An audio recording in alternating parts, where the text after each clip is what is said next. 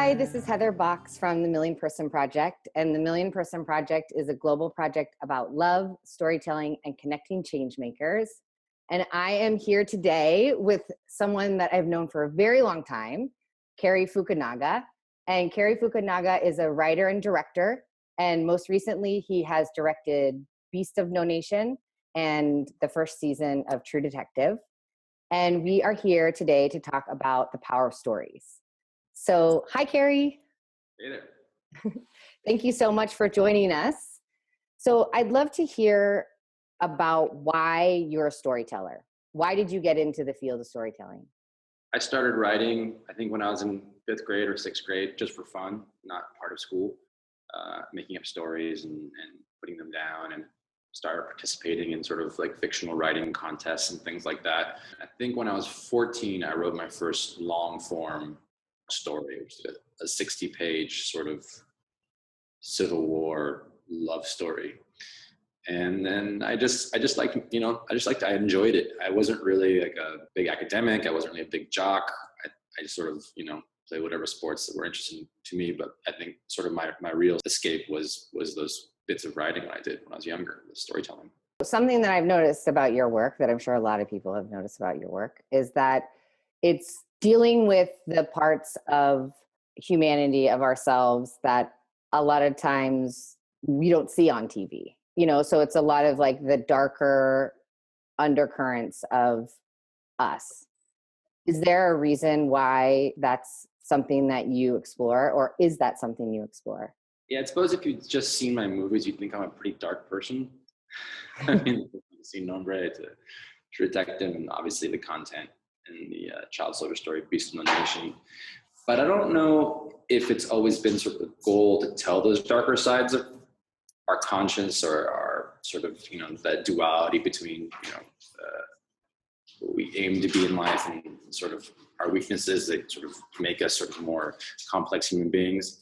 Also, just in terms of subject matter, like whether it's about gangs or child soldiers, I sort of stumble upon these stories, and it's not really like a conscious sort of like choice. But child soldiers, I learned about them first when I was an undergrad at Santa Cruz. Learned about the blood diamonds and sort of any sort of resource wars that are taking place around the world, and the image of a child soldier just stuck with me. I think it's the same thing actually with Sin Nombre, because when I first heard about the Central American immigrants riding the trains across Mexico, it was the image of all these people on top of a train. So that's sort of like why I gravitated to those stories. There's probably also like a psychological level that I haven't fully explored yet. And sometimes I feel like it's better not to overanalyze those things, because there's a magic that happens when you don't understand your motivations. So it's sort of like it's a willful ignorance. Mm. And so what do you get out of making the films? What do you hope the impact is on people, and what is the impact on you? Starting from those initial images, there's definitely some sort of an emotional component to that. There's a feeling of sometimes disbelief, the incongruity, for example, of a child holding a weapon. And then as you do the research and you find out what's really taking place, it's definitely a powerful experience. You start to see the world through those folks' eyes. And then you want to start crafting a story to introduce to people who don't know that world, that will hopefully not only make people aware of something as a sort of side, bonus to the storytelling, but also to feel something outside of their normal everyday experience, and to feel connected to people that they wouldn't normally feel connected to feel connected to a kid across the world, or even a kid just south of our own border, who's, what he wants out of life is not so different from us. And the troubles he faces are obviously far more extreme, or far more dangerous, but not necessarily in terms of a human being any different from the rest of us. For me, what was really interesting about Beast of No Nation, the Million Person Project is a global project. And one of our first trips abroad, we were in northern Uganda, and we did a workshop with a group of 6 child soldiers and 6 kids who had been in the camp in the town that these kids were reintegrating to. And so the group of former child soldiers were starting a peace and reconciliation group. They wanted to figure out how to be able to tell their own story. So for Jimmy, who was one of the people in the workshops, what he expressed was that his story was complicated to tell because he believed himself to be both the victim and the perpetrator. And that a lot of the energy around the child soldier conversation was like, oh my God, poor you, poor you. And he was kind of having a hard time receiving that energy because he was like, yeah, poor me. But then I became a really high up in this military and I was a child soldier, but then I also was the perpetrator. And that was something that I felt in Beasts of No Nation that you conveyed in such a moving way, like with the commander. You can't stand him. You can't believe he's doing that. But then the whole way through, it's like, how do I still feel for this guy? You know, I still felt sympathy for him. He was likable. And so what goes into that for you? Well, for one, like when I read stories where the villains are just pure villains, to me, I stop believing it because everyone has a rationale for what they're doing. One of the greatest villains of the 20th century is Hitler.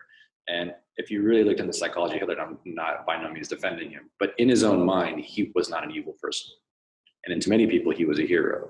So sometimes the tricky thing about history is figuring out that it's much easier to look at the world as a black and white entity and that good people do good things and bad people only do bad things. And we can just put everyone in their box and not worry about ourselves because we'll always put ourselves in the good box. And the things that make us upset are things that emotionally disturb us or create turmoil. And in terms of like my storytelling too, like I do want to disturb people because I want to disturb this idea that that we are all in this good box because we're not. And there's a part of us, you talked about the darkness. There's a part of us absolutely that could be Idris. There's a part of us absolutely that in a situation we could look at a series of choices, give us 6 steps of yes and no answers that might lead us to the point of having to perpetrate things in this controlled, civilized world we live in right now, we would never imagine doing. Mm-hmm. Start with like not having food and you gotta give food to your child and then start seeing your child suffer, right? And your neighbor has food and they won't share. And you're watching your child die. What do you do? Mm-hmm. Right? You start asking yourself those kind of questions, and very quickly you can descend via rationale into a place where you no longer are that person you start out. And that's true human nature. And I think it's always disturbing to look at that in the face and see, especially in places of war or conflict, how quickly that falls apart. Mm-hmm. The facade, I suppose, of control. So, and that goes for Agu, the character Agu as well. He becomes the perpetrator of violence as well. And that last scene where he's talking to that therapist is all about saying, I know what I am now. Mm-hmm. You look at me like a beast and that's what I am. I'm a monster. But at one time I had a mother and a father and they loved me. Mm-hmm. And it's an awareness not of where he's coming from, but where he is now and where he has to go still. And it's complicated. It's not neat. It's not buttoned up. For the people who want like a clean story that make them feel good about themselves when it's done, I'm not going to make those kind of stories for them. I'd much rather disturb people. It's a subject matter that I am really interested in. And I feel like in the world that I live in right now, it's the artists and like the mystics and the spiritual people that are willing to talk about this, that are even willing to even broach the conversation of, is Joseph Kony evil or not? Or is Hitler evil or not? And does that even exist? What is that paradigm that we set up? To me, that is something deeply worth exploring. And I think the way that your art does that helps us to engage in it in an entertainment type way. But the conversations are really huge spiritual questions. Mm-hmm. So one of the things that I've known about you since I went to high school with you for a long time is that you are a real... In 8th grade, though, when I was a senior. That's true. You were my sister's friend, but you and her did math and together, and you were like her math tutor, or she was yours or something. If you ask her, she'll say I copied from her. Oh, well, these are the things I understood about you as an 8th grader. You were a really weird history buff who was really into civil rights reenactments. Civil War reenactments. I'm sorry, Civil War reenactments. Yeah, sorry. And then I would love to do the Million Man March. That would be a good reenactment. And then secondly, I knew that you were like kind of a pro snowboarder or something almost. At least that's what it felt like from an eighth grader's perspective. To me, it wasn't surprising at all when I watched Sin Nombre, which is this really harrowing story of people crossing the border on trains from Mexico to the US. To me, it was in some ways a war reenactment story. And then when I saw Beasts of No Nation, obviously, I was like, so he's still doing war reenactments, just, with actors and. So I'm waiting to do it on the big scale. Like I want to shoot like Napoleonic scale warfare. What is your attraction to war? Probably the testosterone driven sort of mind of a little boy. I don't know. It's funny looking back at that time period. I mean, for me, you were this girl that had a wild collection of hats, including a Dr. Seuss hat you'd wear all the time. Also, which I think you wore when you did the high school tour. I think you were wearing your Dr. Seuss hat. I did. Like I was, I remember. Eccentric. And that's probably why I felt comfortable talking to you about my dress up hobbies, which not everyone in high school knew about. But I think there's something about for me, at least when I was that age, especially, I thought I was born in the wrong era. And I think I also thought at some point I was Black as well. I think when I was 14, I went through a hardcore Malcolm X, Alex Haley novel sort of phase, and just felt like, I think I always felt outside of my own experience. And that also made me feel more driven to learn about other people's cultures and languages and countries and histories, and figure out like how we all got where we are and where are we all headed. I loved the idea of context, and I think history provided that. And it gives me a pretty interesting broad stroke sense, not only of like, the world as a whole, but also individuals and sociology and psychology and how that plays out. And I like that. I like looking at things from that perspective. I think it fed well into being a writer-director, at least in the observation aspect of it all. And in terms of war, I think I'm still interested in war. I think we're always at war. It's a part of our DNA, and when we're not at war, it manifests itself in different means, through politics, through sports and exploration, through different forms of ambition, but it's always there. I think we're a pretty violent species, and there's a place we need to head to, obviously a more heightened place we need to head to if we're ever going to survive as a species. It's got us to where we are, but obviously there's a change that needs to happen if we're going to ever leave this planet and expand beyond this solar system. I mean, not to get sci-fi, I'm just saying like this is kind of for our own survival that needs to happen. I think if we don't explore war and that's part of ourselves, and we're not really truly looking at ourselves in a pure way. It's not the orientation that I have towards the world. So it's a really important invitation for me, and I'm sure for a lot of viewers, to think about human nature in that perspective. What would your advice be to your 15-year-old self? Like in terms of like doing anything different? Just what would you tell him if you could go back and talk to him? Drive slower. I feel pretty happy with the choices I made. I mean, I made a lot of mistakes, but I also am happy about the mistakes I made too. Maybe I would have started a little earlier with foreign languages, which I didn't really, I spoke a little bit of Spanish when I was younger, but it wasn't until I was 18 that I learned French. And now I wish I had started another language earlier. So right now I speak like 3 languages fluently and a couple piecemeal. I wish I spoke more, because I think one of the greatest gifts or opportunities I've had is to travel and to live abroad for long periods of time. And through speaking foreign languages, I've had conversations with people that I would never have been able to have had I not spoken French or Spanish. French especially, like when I was in Indochina and also in West Africa and in Haiti, has allowed me to speak to people that you would never guess that would still speak French. In Cambodia and Vietnam, where like, the colonial, anyone who was bilingual was essentially liquidated during Pol Pot's regime. There were still people out there that spoke French. I didn't speak Khmer, but I was able to speak to them because they spoke French. Yeah, we do so much work abroad, but usually it's with people who speak English, or like what we do in our workshops is have someone that speaks the native language and someone who speaks English, and they sit by each other and they sort of like translate for each other. But there is such a barrier sometimes when I'm like, hey, I want to I want to support you in this process, but I have to like look at your friend. And obviously the content of our workshops are so personal that you want to be able to look someone in the eyes and talk to them about their story. And that barrier is so big. So I wish that for myself too. And I think the most warming part of those connections is that you may never be a friend with that person, or you wouldn't necessarily choose to like make them your best friend or your companion in any long period of time. But there's a instinct also in humans to connect, whether it's like a guy squatting on the street in Hanoi or something that shares like his boiled pigeon egg with you, and you're like sharing some like local beer or whatever, and like having a moment.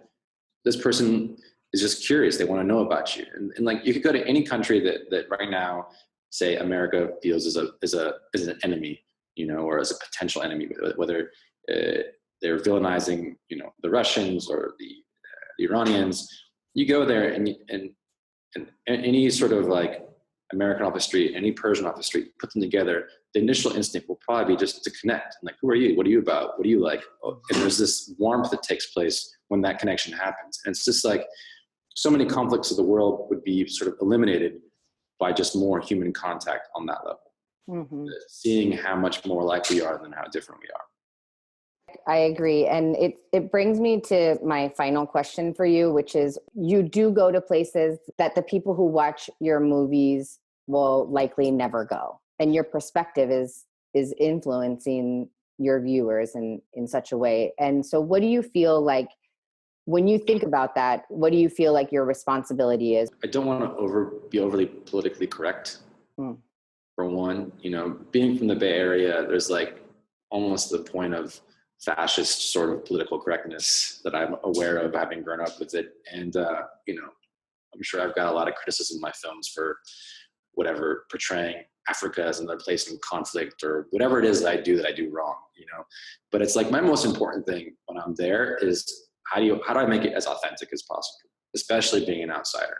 And whether in Ghana, for example, you know, how in the church, you know, how the sermon would go, how would the songs come out, you know, at home, how would dinner happen, who would be serving dinner, who'd be taking care of the grandfather, you know, would the kids eat together, would the parents eat together first, kids eat separate, you know, like just trying to figure out the order of things so it's as realistic as possible. And that's important to me also, just because it's interesting to me also. I want to know these things. When I was interviewing gang members for Sin Nombre, you know, I'd ask the question like, well, who shopped for toothpaste? Like, I was just curious, like all the banal stuff that happens. Like, I wanted to know how it worked, because that for me, there's more of a connection on like the mundane than there is in sort of like these sort of extreme sensational sort of facts. And I'm more interested in showing those connections that you wouldn't normally think of than sort of just trying to make people feel something out of like some sort of manipulation of an event. What I mean by that is like sensationalizing something. Mm-hmm. Yeah. Well, thank you so much for interviewing with me today. It was a real honor to get to talk to you and talk about your art and share it with our viewers. So I appreciate it. And where can we see you? Where are you going next? Where should we follow you to keep up on your work?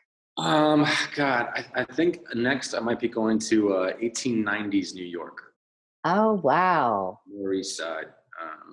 So I think that time is one of the most densely populated square miles on the planet, full of people from around the world. And adapting a novel from about 20 years ago called The Alienist, which is about a serial killer in New York. So I'm working on all of it's going to be a mini series, and I'm working on all the episodes as a writer, but I think I'm only going to direct the first couple episodes. Oh, cool. Well, I can't wait to see that. Yeah, so that should be fun. It'd be fun to recreate something from 100 and some years ago. Right up my alley. I know, like the hardest, most challenging thing that you can do, right? Yeah. I mean, that is a big part of your art.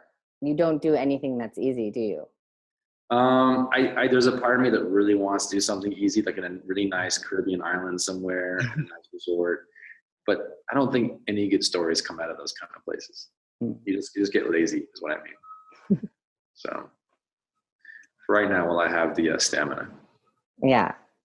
Cool. Well, thank you for your art, and thanks for the interview. Thanks, Heather, for inviting me. Yeah. Okay. See you later. Bye. Bye.